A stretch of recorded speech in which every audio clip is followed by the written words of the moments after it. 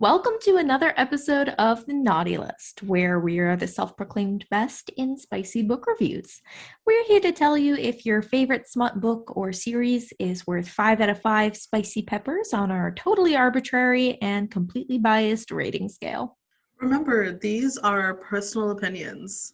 And Hannah, believe it or not, this is the first episode without a trigger warning.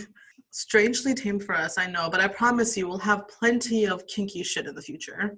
If you have not yet read The Spanish Love Deception, major spoilers ahead. Here we're going to be talking about super serious and extremely relevant things in today's society, specifically smut.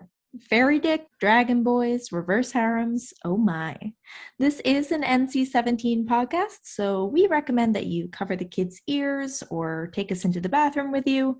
It's going to get strangely intimate, just let it happen. This one I have not read. I know I kind of need to get cracking on some of those more recent big hitters, but contemporary romance is not usually what catches my eye when I have magic werewolves and vampires. But I'm going to let Jen take the reins on this one, and I'm excited to see if this is something that should be on my list. I totally know what you mean, Hannah. I mean, this book isn't what we usually cover, but it did place fourth on the Goodreads Best of Choice Awards for romance this year, and Book Talk was completely obsessed with it for a while. If you've been here for the last couple episodes, you know that Book Talk is where I get most of my book recommendations, and it's always a hit or miss, but this book was a general success. It has so many great tropes that I think you'll really enjoy. I'm normally like you, Hannah. I'm not a big fan of contemporary romance, and honestly, I'm the same way. I get bored reading them. I'm always waiting for the magic fairy dick or the alien men that are experts at pleasing their woman. But man, I have to tell you, Aaron Blackford, Hannah, he stole my heart. Ooh, okay. Can you give me like a physical description so I can get a picture going in my head? I need to visualize this. Oh, girl, I can give you a physical description. Imagine tall, dark hair, blue eyes, sexy as hell. He used to play college football, so you know he's got that body of a collegiate athlete. Ooh, that's my type. And I have a new standard for men. And this time, I promise you, it's completely realistic and achievable. No need to change your species or grow extra limbs. Here are the questions I'm going to ask. Does he give me 5 tacos when I ask for 4? And is he willing to learn a new language to impress my family? Now that is a man worth keeping. Oh, high quality. No, literally. The bar just keeps going up and up. There are so many great tropes in this book. There's grumpy sunshine, fake dating, simp and obsessed boyfriends, male pining, and, you know, my personal favorite, enemies to lovers. This book has a major you wish this was you energy, and I'm all for it, because I do wish I was Catalina Martin. So The Spanish Love Deception follows Catalina, aka Lena, as she tries to trick her entire family into believing that the man she hates, Aaron Blackford, is actually her boyfriend. And I'll give you guys a very in-depth summary of the book, but honestly, it's a really good book, and I definitely think you should read it. You'd be missing out, and you wouldn't get the full experience if you just didn't read it firsthand, because I can't encompass like the emotions you feel when Aaron Blackford walks on the page. It sounds kind of like an anime, but if an anime were like a normal romance novel. Do they have a lot of that like workplace romance, enemies to lovers kind of thing going on? In terms of the whole pretending to be the boyfriend trope, I guess that's common in like rom-coms as well. I don't know what, but like it sounded like a really anime thing to me at first. Yeah, for sure. Well, because fake dating is such a great trope because you have like that forced proximity with someone that you hate or like that you might not hate, but it has so much great tension. Yeah, right. Lena is desperate to find a date for her sister's wedding in Spain because she told her entire family that she was bringing her very real, very long-term boyfriend with her. And as a last resort, Lena accepts Aaron's very smug and arrogant offer to accompany her to her sister's wedding. After a lot of resistance on Lena's part, they make a deal that she'll help him with something if he helps her. He takes her to a charity function where she has to bet on a date with him during an auction. She and another woman get into a bidding war, but of course, she comes out victorious. And that is when their romantic feelings start to develop. So these guys are pretty wealthy too, then, if they're having the like charity function bidding war trope going on? Yeah, so that's a good question. We don't know this yet, but Aaron is very wealthy. His mom has a lot of generational wealth, and his dad, I think I don't really remember if he was the football coach, but his dad also comes from a very long line of football players, and he played college ball. So he also, like, I guess, doesn't mean you necessarily come from money, but he had money to propel him there. Okay, gotcha. But then Lena finds out that Aaron just got promoted to be her boss, and that sends her into a wild panic. Like, she goes into a spiral, and she tries to cancel their deal. We find out later exactly why that is, but for now, we have no idea why Lena's panicking so much. Eventually, Aaron convinces her to allow him to uphold his end of the deal, and they head to Spain, where Aaron speaks to her family in Spanish, impressing all of them. And I get that. Like, if my boyfriend came to India and spoke to my family in Hindi, I think they would be floored. Oh yeah, like that takes some major effort. That gives you serious brownie points. I Oh, would believe it. absolutely. Right? So the entire time that they're there, they have to pretend to be a couple, and they get into like all these really cute moments that are adorable. And like, there's this one scene where they're playing soccer with all of Lena's family, and Aaron is just kicking ass, and it's amazing. And he takes off his shirt, and he's super hot with that six pack. So I mean, after a night of drinking and dancing, the two finally reveal some of their true feelings for each other, and their relationship kind of takes off from there. Remember that this is a slow burn, so we don't get our first smutty scene until the book is about 85% finished. But, ooh, girl, when it comes, it's worth waiting for. That's where we get one of my favorite quotes from Erin. I'll give you the world, the moon, the fucking stars. Anything you ask, it's yours. I'm yours. Oof, I think I melted just a little bit. It's so good. And then we find out exactly why Lena hates Aaron so much, or hated Aaron so much, and why she was so hesitant to start this relationship. When Aaron first came to the company, she tried to reach out to him and be friends by bringing him a present. He completely wrote her off and almost mocked her to her face. Mm. Then later, she heard him talking to their boss, asking him not to be put on the same project as Lena and almost belittling her to her direct supervisor.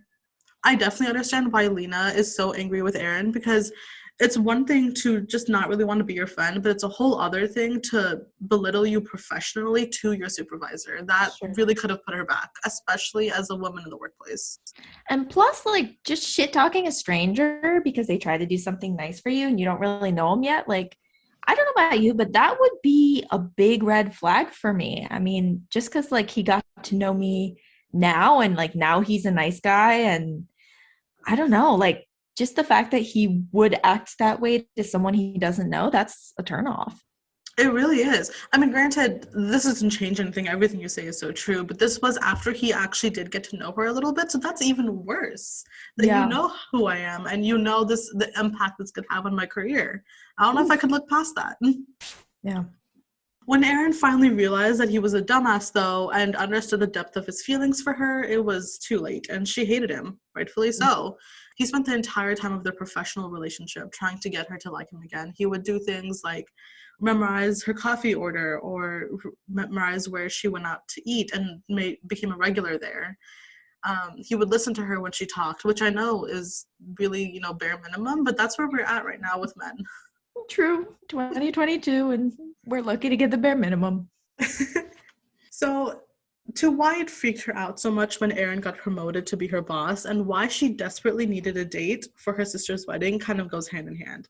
And it goes back to when she was in college. When Lena Mm. was in college, she had an affair with one of her professors.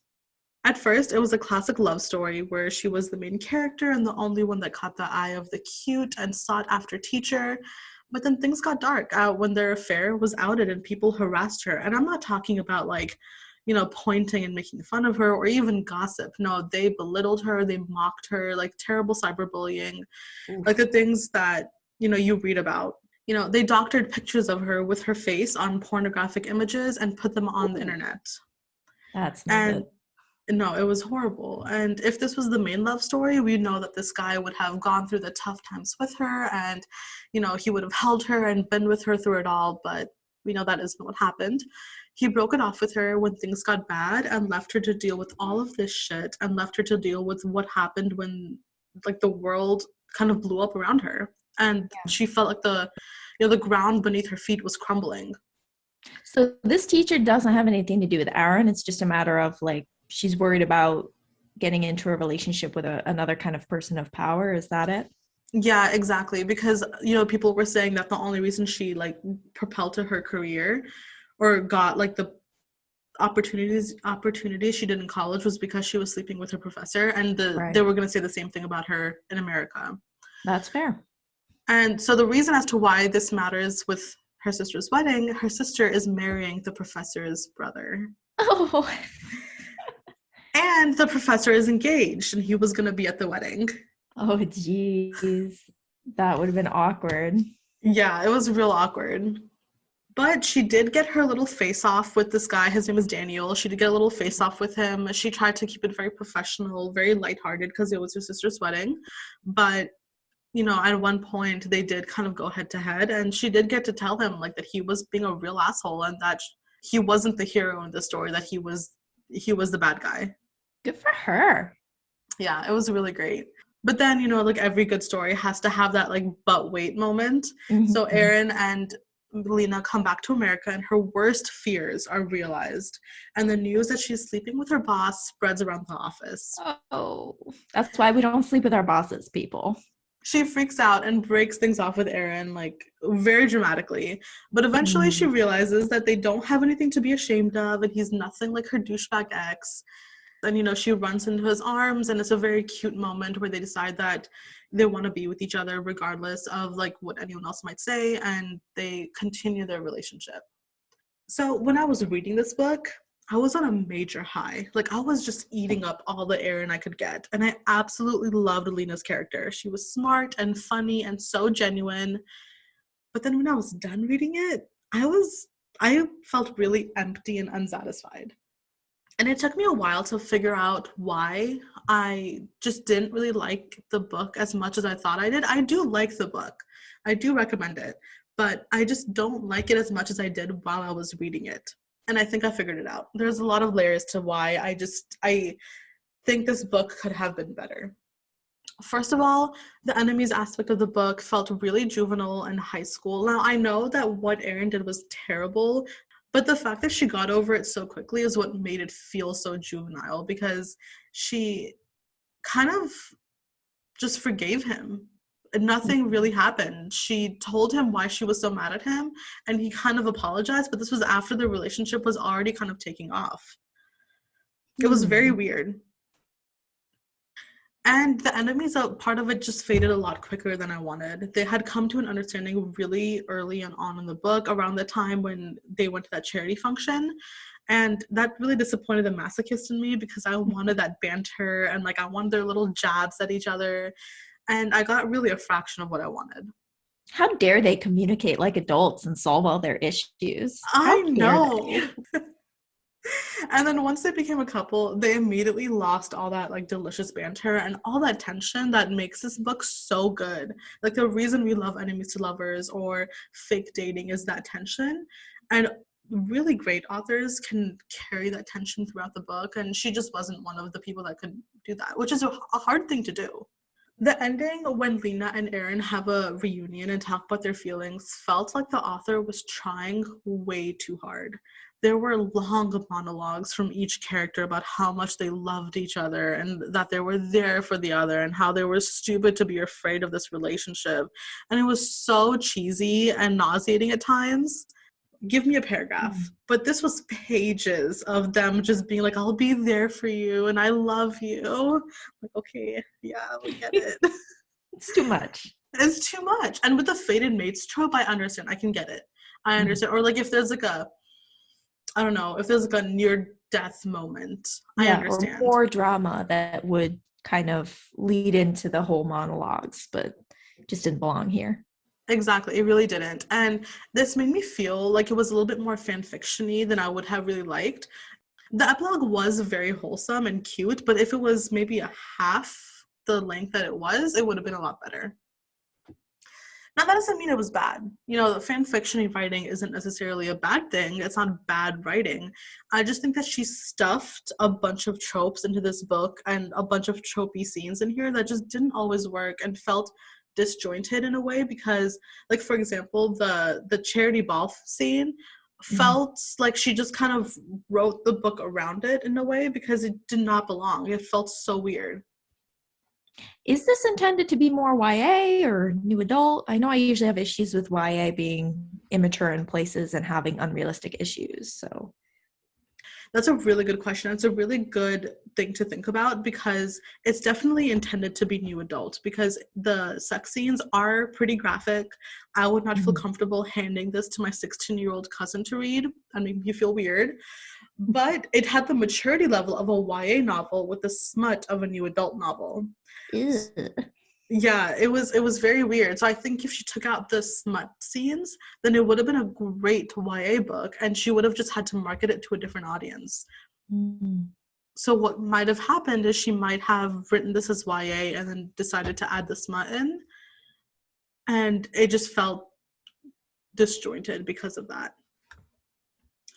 And I also think the author was trying to do too much in a pretty short book. She had so many layers to this book that she didn't give the attention and time that it needed to develop into a good story arc. I didn't go over a few different layers of the book because I just didn't feel like she needed to add it in there, and it didn't do anything for the plot, the relationships, or the story itself. I did like the representation of Lena's family though. I think a lot of us can identify with a crazy family who loves you and embarrasses you in just the best ways. So that was really cute. There are people who call this, a POC book, and I would have to disagree with that, but it was nice to see representation of like non-English speakers and representations in a way that felt very real because the author herself is Latina. Gotcha. Do you think it's not POC because of Aaron being white, or like what makes it not POC even though they feature a lot of POC characters? Yeah, that's a good question. So I don't think it's POC because part of a POC book is talking about POC struggles. Gotcha. So none of this book really had anything to do with the color of her skin, which is totally fine. That is not a negative hit on the book at all. And I actually kind of like that because if she had added that other layer into it, it would have been a whole problem. Yeah. And I imagine it's nice to have a POC main character who's just treated like any other character. Like they don't have to bring her race into it so much. She's just having the same struggles that anyone would have. Absolutely, I totally agree. I did enjoy that. This book wasn't about her race. It was, or like her ethnicity, or the language that she spoke. It was just a fact of her personality, and it was wonderful. Mhm. I really struggled with the chili pepper rating because this book didn't need this much. It could have been pretty good without it, and I wouldn't have read it if not for this much. She would have had to market it towards different people, but it still would have been good. I think I'm gonna have to give this book like 2.5 or 3 chili peppers. There were 3 sex scenes, and they were all at the end of the book. I mean, it was pretty descriptive, and there was definitely a good amount of foreplay. There was, definitely a little nasty, dirty talk, and there was a brief talk of kinky shit like spanking. And I can just imagine Aaron being a dom. That would be hot. I have to like go and check if there's fan fiction about that. Oh, I'll bet there is. Overall, I totally would recommend this book if you want something easy to read and kind of a, campy, cheesy book. It's very wholesome and has a really happy ending. Like it'll just make your heart feel a little warm, and it will definitely get you out of your book slump. So, All right. Yeah, it sounds like something I should read eventually. I don't know if it would be high on my list.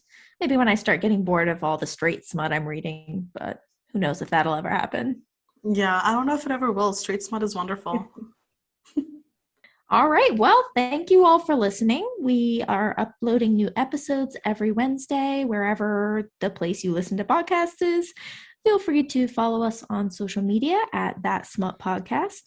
And listeners and authors alike can check out our website at www.naughtylistpodcast.com to get our latest updates.